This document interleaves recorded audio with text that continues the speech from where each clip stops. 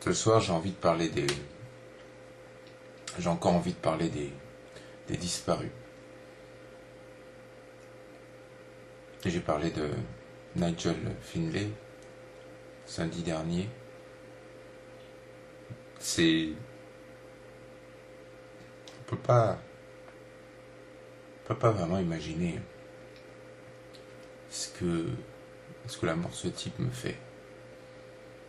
J'ai découvert qui il était qu'après qu'il soit mort, en lisant un petit article dans un journal de jeux de rôle qui mentionnait la disparition du principal rédacteur de la gamme des jeux que je préférais. Et ça, j'ai pris comme un coup de massue. Alors je connaissais pas le type, j'avais jamais fait attention à ce qu'il écrivait. Enfin, au nom des auteurs de jeux de rôle. J'ai déjà ressenti ça aussi avec un dessinateur de bande dessinée qui s'appelait Alexis, dessiné dans le fluide glacial. C'est pareil, il est mort beaucoup trop tôt. J'ai découvert que bien après sa mort, et la sensation d'instant gâché. Nigel Finlay est mort à 35 ans, Alexis à 31. Des génies qui avaient tout fait en quelques années. Peut-être que je suis fasciné par ce côté stakhanoviste de la création. Et ces gens qui sont brûlés sur les ailes leur passion. Il y a mon père aussi. Lui, forcément, c'est quelque chose. Au stade où j'en suis, je sais même pas si j'ai déjà parlé beaucoup de mon père dans ces vidéos, mais c'est à cause de lui que je vais maintenant voir des gens dans les hôpitaux. Je vais retourner demain.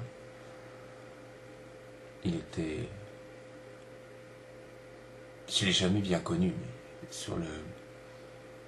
forcément, il était là que la moitié du temps en tant que marin, et puis l'alcool n'a pas aidé à établir des rapports, on va dire, appropriés père-fils. Et donc j'ai toujours manqué d'une figure paternelle qui pourrait me passer le relais sur certaines formes d'apprentissage. C'est peut-être ça que j'ai cherché dans ces deux auteurs, au départ quand j'étais intéressé par la bande dessinée, et ensuite par le jeu de rôle. Pour mon père, je le retrouve maintenant dans des fantasmes que j'ai en création sur la mer, le voyage. Puis sur la fin de sa vie, on commence à discuter.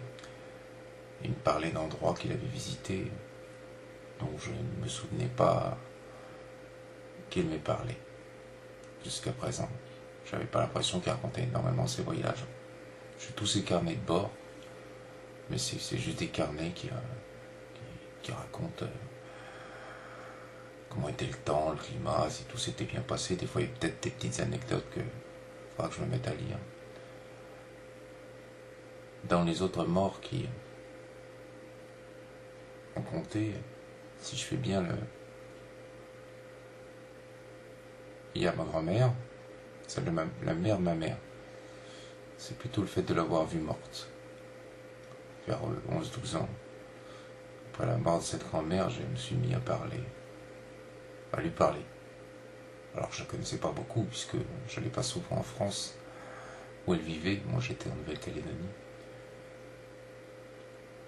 Il y a eu la mort de la tante de ma mère aussi.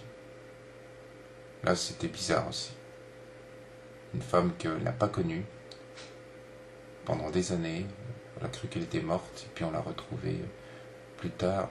L'histoire de famille c'est compliqué, et j'étais fasciné par un potentiel qu'avait cette femme. Je m'étais toujours dit que j'aurais voulu la revoir. Je ne suis jamais retourné en Espagne après mon adolescence. Ça m'a fait quelque chose d'apprendre qu'elle était morte. Puis il y a eu aussi un petit peu la mort du frère de ma mère. Pas que ce soit quelque chose qui m'ait énormément marqué, je le voyais peu, mais je l'ai vu malade une fois, comme mon père, j'avais vu malade à l'hôpital, et voir les gens dans un état critique, ça marque, ça met un coup. Puis il y a eu la mort aussi de mon chat. C'est con de mettre mon chat là-dedans. Mon vieux chat, enfin il n'était pas vieux karma. C'est moi qui l'ai piqué. Je demandais au vétérinaire de le faire. Il a accepté. Quand je lui ai expliqué ma démarche. Il avait 6 ans. Empoisonnement par le sang. Le rein foutu. En pleine forme. Il n'avait plus que pour quelques jours à tenir sa pleine forme. Mais je crois que c'est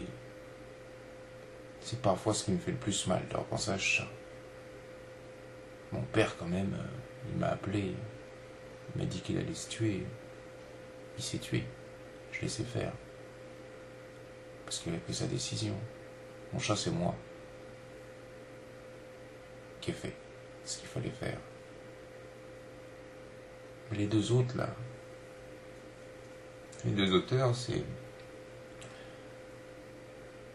quelque chose qui parle à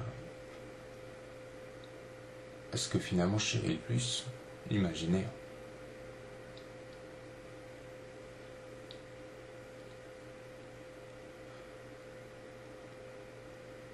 Laisser une trace, ils ont laissé une telle trace, et enfin en moi, et j'aurais voulu que peut-être cette trace existe plus pour d'autres personnes, et que leur talent soit plus reconnu, comme si c'était gâché, qu'ils ne soient pas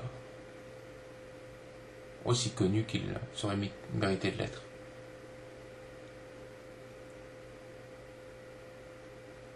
Mais je ne peux pas faire plus que parler d'eux,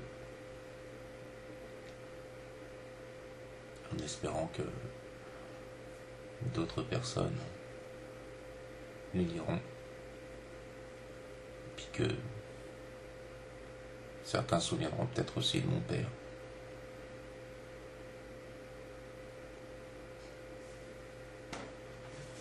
Elle montrait une photo de lui avec moi, un cadeau que m'a fait ma femme.